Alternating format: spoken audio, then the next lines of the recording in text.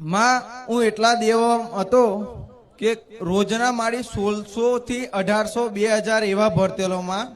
મેં એવા મારી 60 થી 80 દિવસ લગીનમાં પૈસા ભર્યા પણ માં હું રિક્ષા ફેરવું છું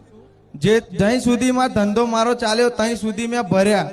પણ એટલું મારું દેવું વધી ગયેલું વ્યાજખોરોનો એટલો ત્રાસ વધી ગયેલો માં તે રાતે હું ઊંઘી જાઉં ને તો માં ઊંઘમાં ઓખ ખુલી જાય અને માં દવા પીવાના ને ખરાબ ખરાબ વિચાર આવે પણ હું માં છેલ્લા તારા 2.5 વર્ષથી રવિવાર ભરું છું માં મેં એવું તને એક જ વાર કીધેલું કે માં મારે કશું જોતું નહીં પણ માં મને દેવા મેં ખાલી બહાર કાઢ્યા માં એક રવિવાર બોલિંગ ગયેલો બીજો રવિવાર આવતા પહેલા જ માં ત્યાં દેવું પૂરું કરી દીધું માં મારું દેવું માં લગભગ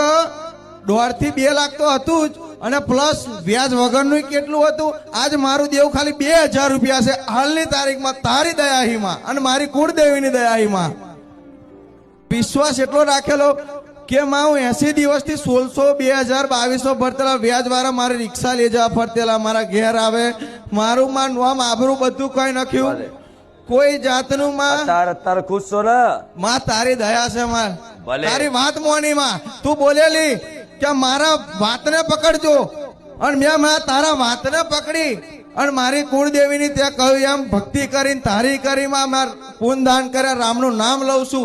આજની હાલની તારીખમાં હું 20,000 નામ લઉં છું માં તારી કૃપાથી માં ભલે રામ